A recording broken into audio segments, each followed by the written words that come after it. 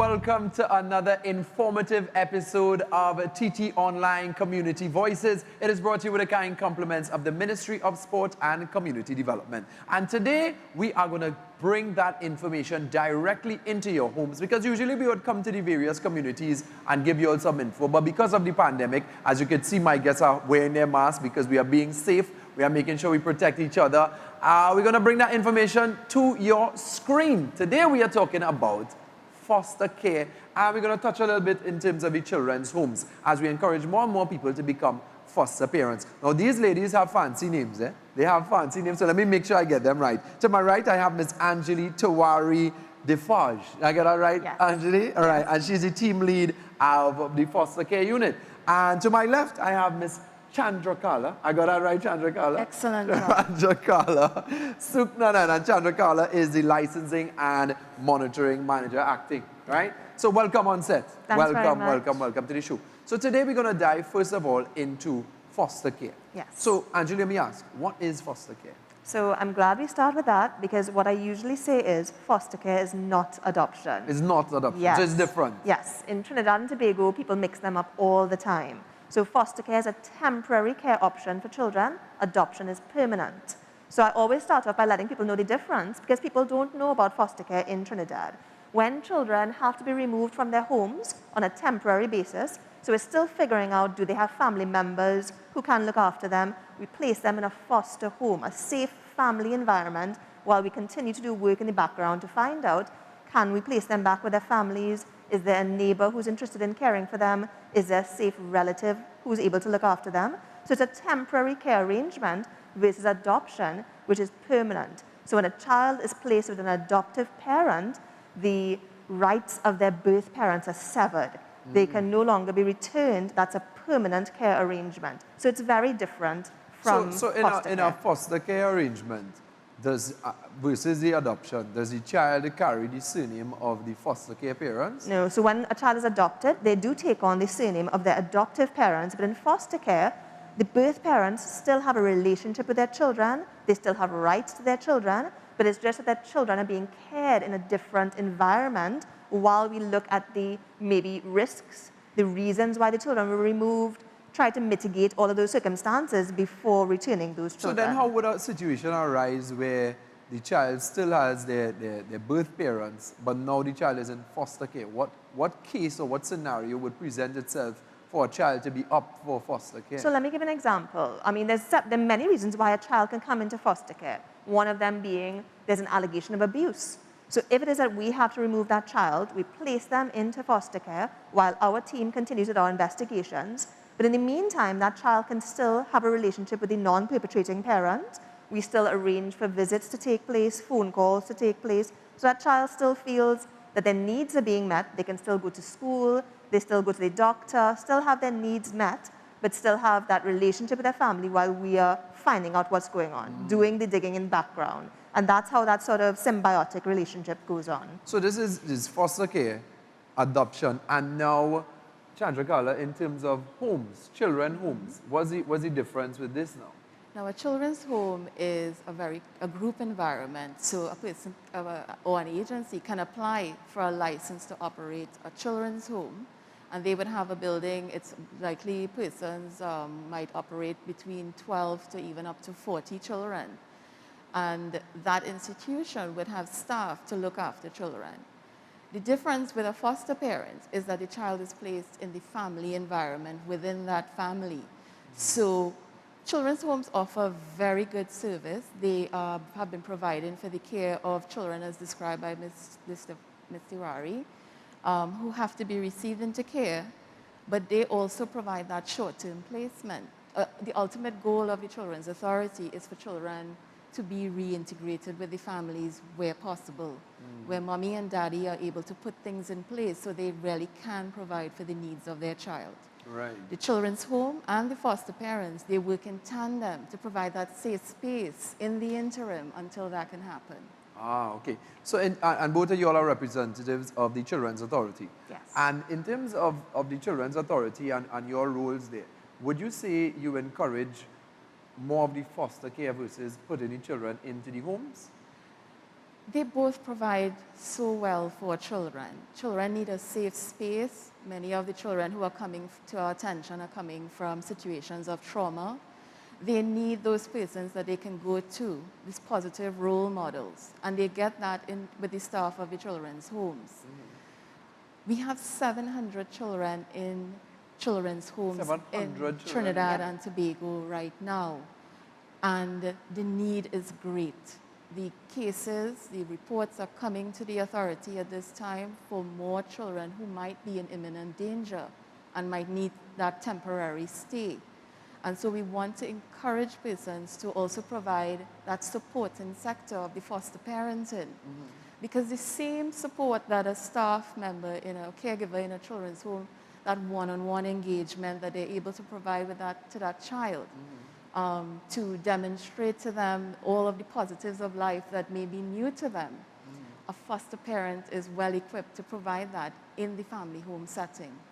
So when a child comes into foster care, right, when they are handed over, like how you were saying, Anjali, maybe be a case of abuse, where do you all house these children? Do they go to the homes? So historically, in Trinidad and Tobago, we tend to rely on the children's homes. That's what we've done for centuries.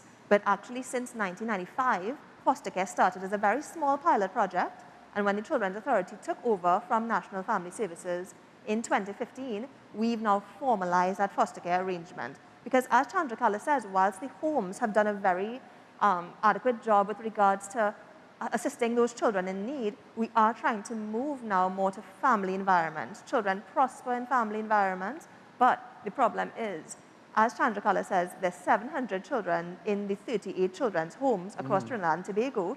Many of them are overwhelmed at capacity, but the foster homes, we have about 86 children in foster care and about 60 foster parents. Now that's after 6 long years of us trying really hard to encourage the public to come forward and volunteer their hearts and homes to foster care. But a lot of persons are apprehensive, they're hesitant, they may not want that temporary care environment for children.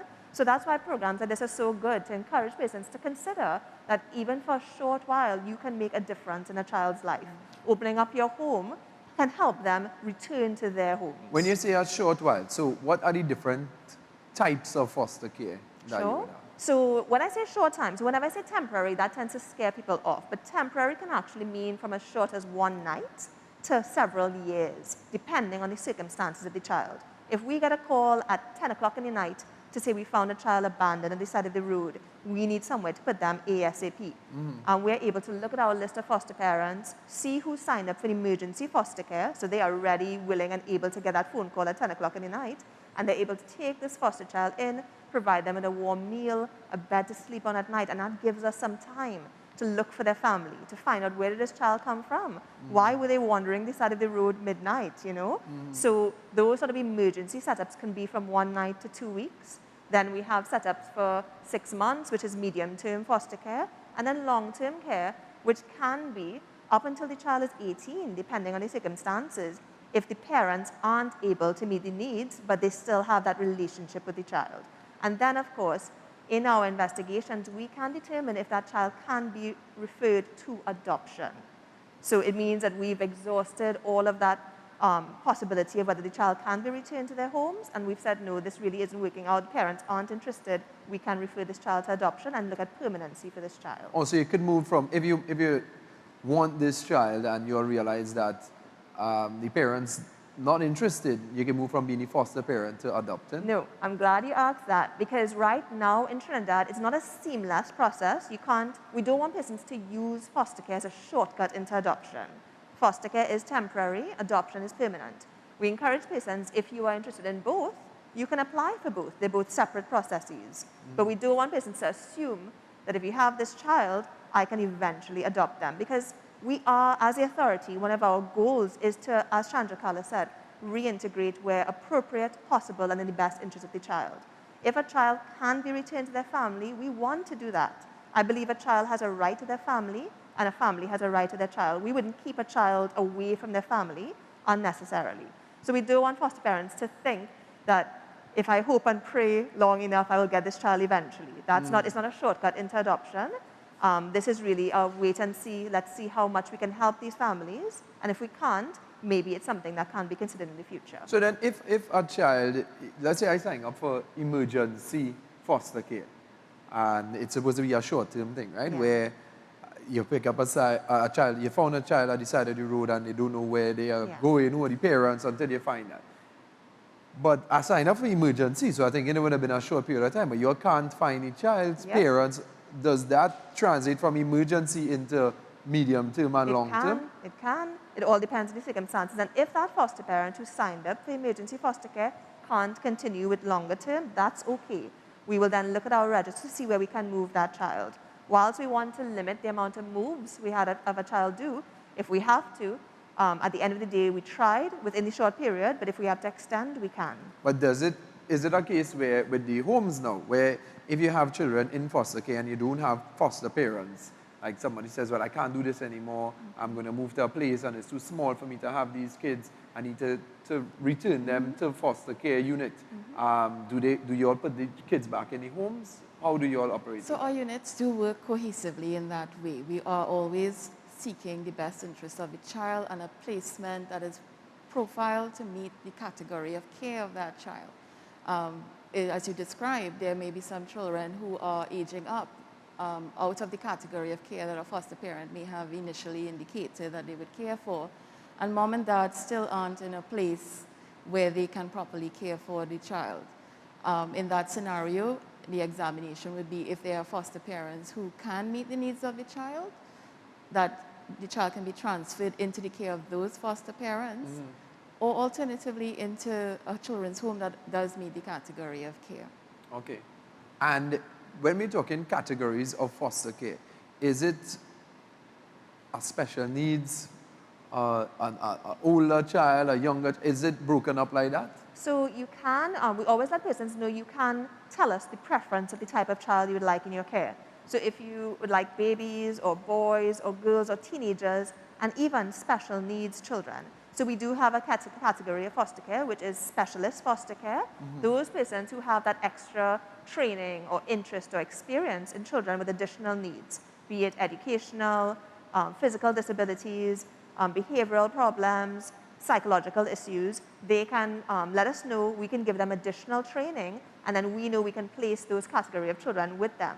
And that's really an important category. Not many persons step forward for that category, and we have so many children in Trinidad and Tobago, and Chandrakala can let you know as well, that we don't have space for them, appropriate space where their needs can be met. So we really are pleading to the public, you know, if you have that extra skill set, that extra inkling to work with children like that, let us know. And But we can pair you said in terms of they may not be able to do it because of training. Do you provide training for foster parents for them to know how to deal with situations like that? Yes, so part of our assessment and approval process, one of the mandatory legislative requirements is actually basic training.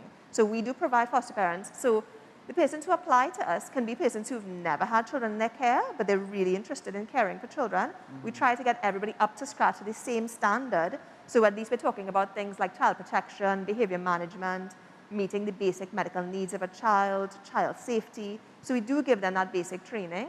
And then if you do want to do specialist children, we try our best to also give you additional specialist training in that area. Right. So if it's a child who has maybe behavioral difficulties, we would pair you up with one of our psychologists to get that additional training on how to treat the needs of that child. And Chandrakala, Anjali mentioned choosing a child. Is it a situation where I go to the Children's Authority and say, I want to be a foster parent, but I want a certain type of child? Is that being prejudiced? Is that because you may have some situations where somebody wants a younger child or older child, or do they just hand you a specific child based on the children that are available?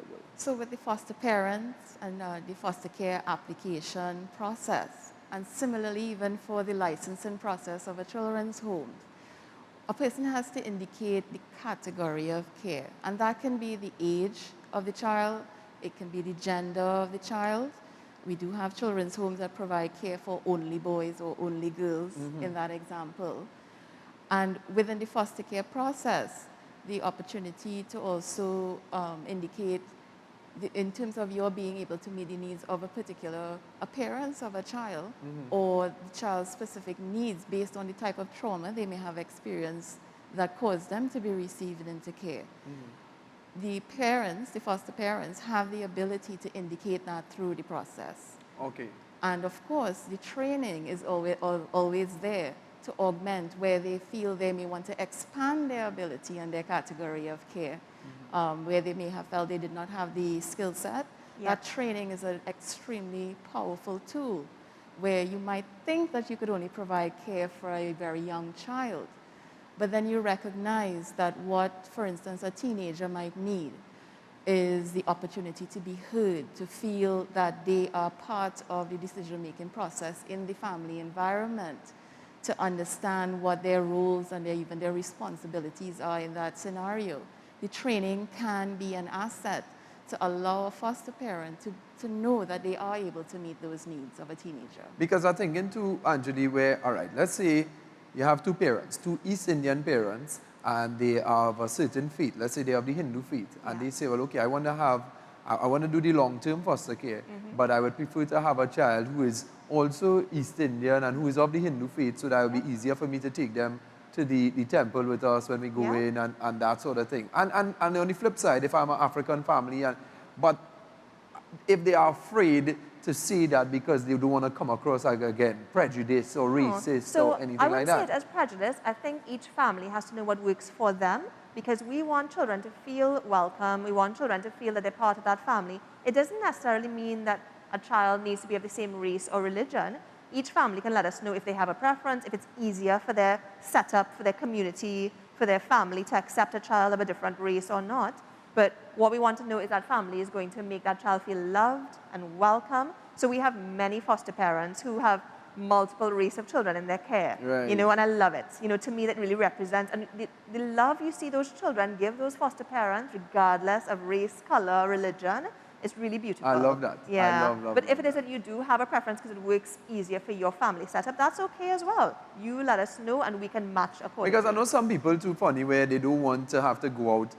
Everyone is different. Everyone is different. Some people don't want to have to go out somewhere with their foster child and have to answer all of these questions. So they prefer as though if the child looks as though they fit as part of the family, when they go out, everyone will just assume that's my son or that's my daughter. So they don't have to answer the awkward question. And sometimes too for the child to feel uncomfortable, where everybody watching them like, who's this child? And I think it really These is are not down to the parents. community or the maybe the part of Trinidad you come from as well, depending on how welcoming your community or your extended family, how mix up and match up your family is, could as well make them feel welcome or not. So we're willing to work with that. They're willing to work with that? Yeah. Okay.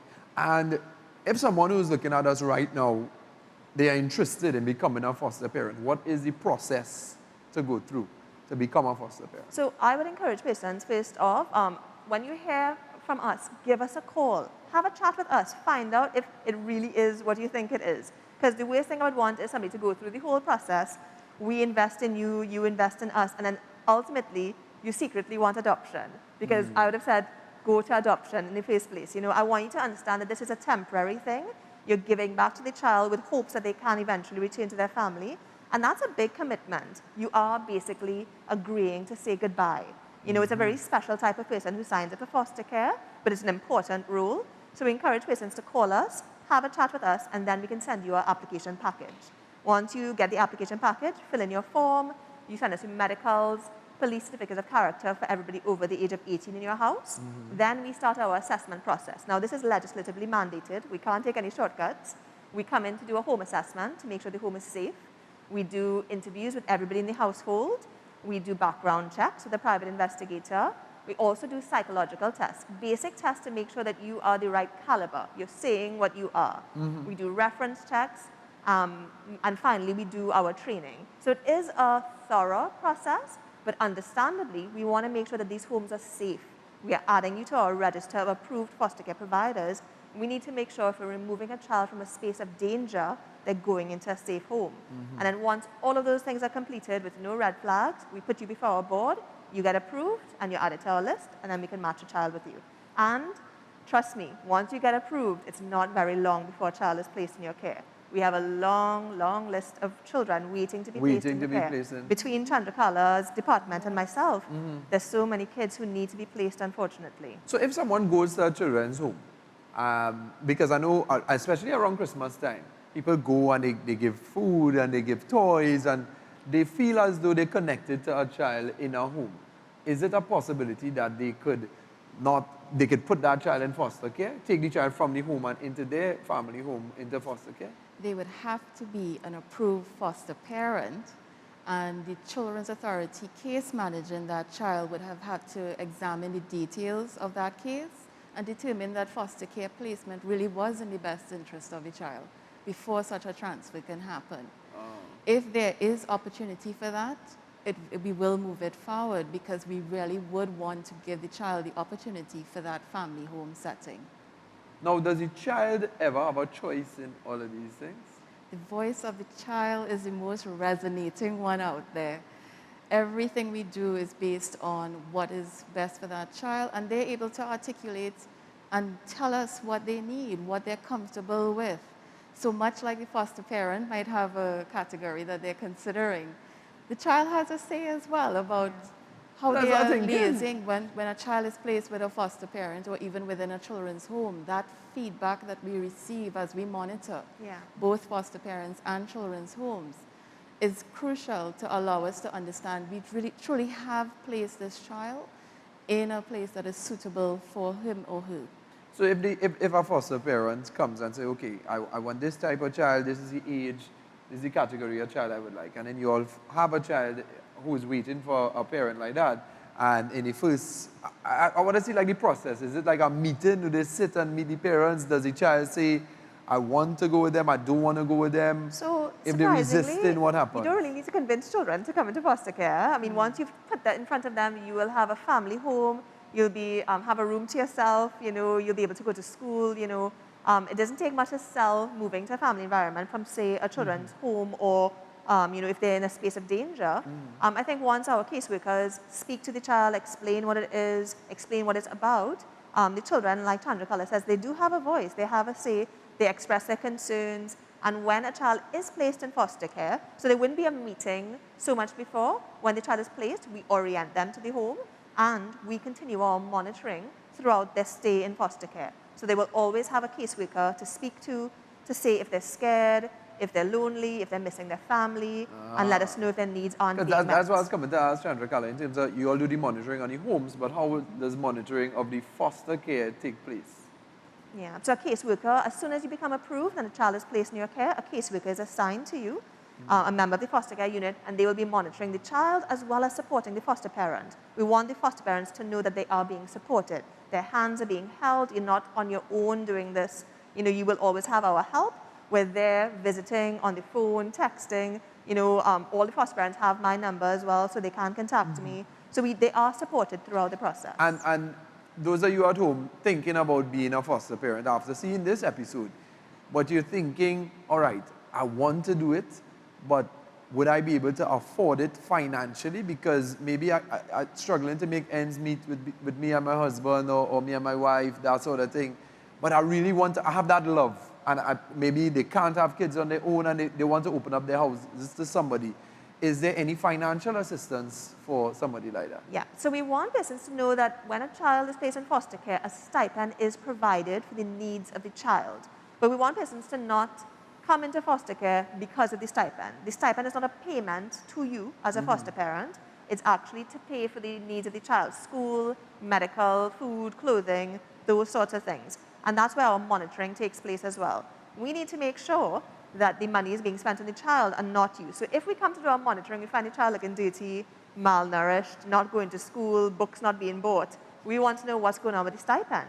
And that's why it's so important when we do the home assessments, before you get approved, we need to make sure that financially you can take care of yourself on your own with your own means. We need to make sure that your rent is paid, mortgage, food and groceries. You can handle your scenes. So when you get the stipend, that stipend will go for the child. For the child and not you. Yes. You catching your tail. Yeah. You get the stipend Exactly. and the child not getting any money. Yeah. We don't want persons to do foster care for the money. Right. It's about love of children, protecting children, those kinds of things. And from that now, in terms of what you all have been seeing, Well, let me get back the figure. How many children do we have available for foster care at the moment? Oh no, so I can tell you how much children in foster care. We How much have would be 86 children in foster care. Ah. I can tell you how many children are available because between Chandra Kala's department and my department, on a daily basis, we get so many requests for placement. Daily? Yep, and we do not Daily. have the placement for them. The moment, I mean, it's ironic.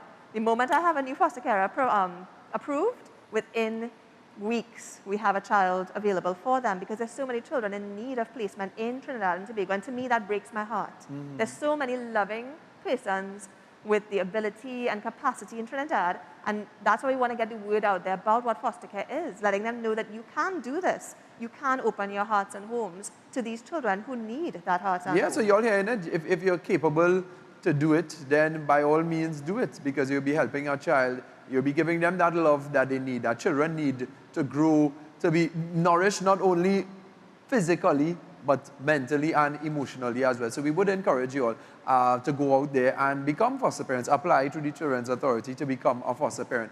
And in terms of the type of kids that you all would see would need the most foster care, is it more babies would need more foster care or the older ones? Who, in terms of the age ranges? So I want Chandra Kala to speak on this bit, but I will say we get all types of children, from newborn babies to teenagers, 17-year-olds. We get sibling groups, and we try our best to keep sibling groups together, but it's really hard sometimes. Sometimes we have sibling groups of 5, 10 sibling groups, and we have to split them up. But we get all types of children. But I will let Chandra Kala speak as to the type of needs some of these children have, and the most difficult ones to place. Right. Yeah, so it's from baby to 17. It's children with special needs, children who are coming from physical abuse, from sexual abuse, teenagers who are not getting the opportunity for their voice to be heard in the family setting, and maybe it's not safe for them. They haven't had opportunity to learn what is the social norm, what is accepted, to know what their role and responsibility would be, and preparing them for a young adult. You know, that's an area we find a bit of a challenge. That time period we spoke about where parents need, in order to get themselves sorted out so that a child can be returned into their care. A child can age from coming into foster care or in a children's home from age 8, and a couple of years will pass, maybe 3, 4 years, and they will become a teenager. And so that while there is placement available for adolescents in children's homes, you find that the children who came in younger are taking up some of that space. And so when the new cases come to us, that 14-year-old who needs that strong, positive role model, the adult in their life, the vacancy might not exist in the children's home at that time, but a foster parent who is out there and has gone through the process and been approved to provide care for that child can be our go-to. And they can give that one-on-one engagement with that child so that they know what is good in life. You want these placements to be the safe havens for children who are coming from very traumatic experiences, which is very unfortunate that that's the scenario we have in Trinidad and Tobago, and the reports are coming to us daily. Our investigations are showing that the children are in some discomfort, they're in some imminent danger, and so we need to have these opportunities for the safe havens for them until we continue to work with those families to try to repair. Or would you say it is that a foster parent will quicker take a younger child than a teenager? Definitely. On your end, you see it? Baby is like the magic word. If you say baby, everybody wants a baby. And the irony is, a baby needs Pampers, But that's why I think a baby will be much more work. Everybody could be wants more. baby. Clamoring. When you see the placement request, everybody wants a child under the age of 6. So when we say an older child, we're talking 6 and up. And you know, you're thinking teenagers. Nobody wants teenagers, but 6 and up is such a difficult age. And the way I think about it, and the way we try to tell persons, teenagers are so self-sufficient. I'm not They thinking can that make would up be their the bed, easier they can child help to- with chores, they can make their own meals. You know, so, and I mean, if you really think about your teenage, when you were a teenager, how much affirmation you needed, you know, your self-esteem, you know, your socialization. It's such a crucial juncture in our teenagers' lives. Foster care can really make that impact. You could change a child's life, transformational, you know, at that in those teenage years. You could expose them to tertiary education. whereas they came from a family where nobody ever accessed tertiary education. You now have a child passing for their first choice, and then in turn, they can now put their children, hopefully in the future, through tertiary education and maybe even support their own family when they get older. So you're really transforming lives when you take a teenager. It's really so much more impactful. I don't want to tell people off. We do need people for babies. Babies are lovely, and we do have babies to place, but we want to encourage parents to consider older children. They Older need love children. too. Yeah, I mean, when I think about it, because my sister has a baby, and I see how much more attention and care, and you have to watch them all the time. If they now start to walk or they're running, they might fall. So I know it takes a lot more work in terms of that versus a teenager who would be easier to deal with. Well, easier, and I want to be as honest as possible. Yeah, we're being straightforward Teenagers are teenagers. They're coming with baggage. I know I had baggage when I was a teenager. I was not easy, but I mean, you aren't perfect. I'm not perfect. So why should we expect a child to be perfect? They're coming.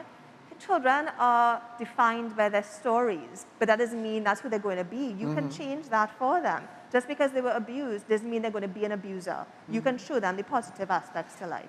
Yeah, because I know sometimes teenagers could come with a little attitude. They do come with attitude, full stop. They would come with their own personalities. So I could see where it could be a challenge on that aspect of things. But in terms of the general day-to-day, I think the pros and cons. Yeah, I think the rewards far outweigh the cons with regards to a teenager. It could be so meaningful, so the conversations you have with them, the activities you participate in them, it requires a little bit more effort, but I think in the long term, the rewards are worth it. So, and what's the feedback you all get from the foster parents?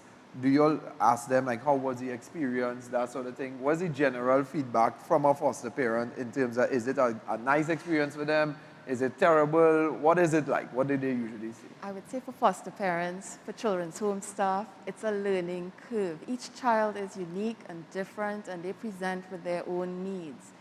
What I must applaud is the tenacity, the commitment these persons have demonstrated. A child may need a little extra attention because they've come from a scenario where they didn't know how to express it before, and now they have the opportunity. But that staff member and caregiver in a home and the foster parents really can be the sounding board. Ms. Tiwari was talking about the teenagers, and if you think about it, when we might have that short window of a 16-year-old who may not have been exposed to positive role models before, and you have the steady calm of a foster parent or a caregiver in a home who is showing them how a responsible adult responds to some of the challenges in life. You are preparing that child to be a strong adult, a young adult coming into society, and they can then give back to society in a positive way. So it's quite impactful what a short-term care can achieve. Anjali, and from the parents, is it a fulfilling thing for them? I think I have to say props to my foster parents. I think they're amazing human beings. I will always thank them, for the great job that they do. It's a commitment. We have a foster parent. I would say she's in her 70s.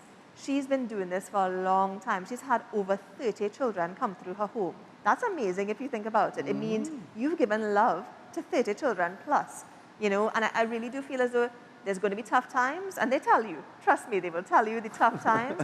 But I think the good and bad times, the laughter in your home, the smiles on those children, the opportunities you're able to give them. I love seeing the pictures of the foster kids getting to experience just normal childhood things that maybe before they weren't able to. Some of them weren't able to go to school before. Some of them never had a birthday cake before. And we want to sort of normalize these family experiences for them depending on their circumstances. And in the meantime, like I said, we are working in the background trying to help their families, their birth families, as much as we can where possible and appropriate, so that one day maybe they may be able to return. So when you said the birth family still have contact, is it a case where if we have a child in foster care, the birth family may have visitation rights to come on a weekend or come in a week, or no. how does that happen? What we do is, first and foremost, our foster parents, their identities and locations are confidential. So we do not disclose that to anybody. We are in charge of that information. Therefore, the birth families would get to visit the children on our premises. Oh. We would pick up the children, bring them to our premises, arrange visitations, whether it's monthly or fortnightly, and the children are able to interact with their parents under our supervision, because sometimes we have to make sure that it's a safe contact. We need to make sure that information is being divulged. The parents aren't coercing the children to say certain things. So it is in a supervised environment, and it's on our premises. So we want persons to really know that we aren't sharing their information, because Trinidad is a small place, Tobago even smaller. Yeah, because you wouldn't want to Yeah. have a child in foster care who came from an abusive family. Exactly. And then these people say, well, I come back from a child. Right, And they exactly. show up by your place. So we are very protective of our foster parents. We have court orders to protect them as well. So it's something that we take very seriously. You know, to me, that's how I encourage persons to become foster parents. I have to ensure that they're protected, and I am looking after their safety as well. And what about school? How do you all right, you put a 12-year-old child into foster care. Now, that child may have been going to a particular school before, Yep. but you want to keep the privacy of the foster parents, where the parent wouldn't know where to find the child. Yep. So So, do I you mean- take the children out of that school and put them in a different school? So if necessary, depending on location and the contentiousness of the arrangement, we may transfer that child, but it's not always contentious. Not all parents are angry that their child has been taken away. Sometimes some parents just aren't able to meet the needs. They may have multiple children and they're just not maybe they may have mental illness, medical illness, financially unable to care for their children, and that's why the child is in care. But it may not mean that it was contentious. So depending on the circumstances, we will engage in transferring a child from a health center or from a school in order to preserve that confidentiality. And you all will take care of that process in Yeah. terms of liaising with the school principals to get the child into So the we school? assist the foster parent with that process, and any nitty-gritty stuff, we are the ones writing the letters, liaising with the principals, liaising with the health centers, but we are holding your hand through the process. What about children who need health care? How does that take place with the foster parents? Are they responsible for that? Do you all help so with when that? you become a foster parent, you are taking on the parental role in the absence of the parent. So you are meant to engage with doctors, engage with schools, but we are there to assist you. So we do referrals, we have our team, our multidisciplinary team, who will do an assessment of the child to find out what their medical needs are. If they need specialist care like therapeutic intervention, counseling, different sort of medical needs, we can do those referrals and support the foster parent through that process. But as a foster parent, you are responsible for the day-to-day needs of the child, just like you would with a child of your own. Right, okay. And if someone wants to contact you guys in terms of they watch this program and now they want to become a foster parent, how do they go about doing this? So I would let them know, give the Children's Authority a call on 627-0748. The foster care unit is 40988. Or you can give us an email on fostercare@ttchildren.org. And alternatively, you can go on our website, www.ttchildren.org. Check out foster care, check out adoption. There's information on the children's homes, on licensing. We really want to encourage persons to know what options you have out there. You can be part of the solution. You can, give back, help these children, help our children. It's our responsibility. Make child protection everybody's business. That's our vision. We really want everybody to be part of this process of healing our nation. And Chandrakala, if you had to speak to the nation right now in terms of foster care, the camera is yours. What would you say to them? I would say this is very doable. It is simply meeting that expectation of a child for love, for care, a steady place that is something they can depend on. And that is what every family, a stable family in Trinidad, provides currently for their own children. And if you're a single person and you want to consider giving that care, it is possible. We have, as Ms. Tiwari said, from age 70 down to 18, you can go through that process to become a foster parent, and you have the support of the Children's Authority and the foster care unit through that process. And before we go, is it in the qualification process, is it an age thing or is it a total package you'll look at to who qualifies? Because I heard you mention you have a foster parent who's 70 years old, so can you We be have too older old? than 7. No, so you can't be, there's no age limit in our legislation, but once you are healthy and able to meet the needs of the child, once your home is safe and you have love to give, we would consider you. You can go through our application process. If it is that you need to improve on certain things, we will give you that chance. It's something that we're really open to all different types of foster parents for different types of children. So we're willing to work with you and see how we can make this happen. So y'all heard it from our beautiful ladies on set who gave us all of the information for you to become a foster parent. This has been TT Online Community Voices. My name is Rome, and we want to thank the Ministry of Sport and Community Development for bringing these programs straight to your home.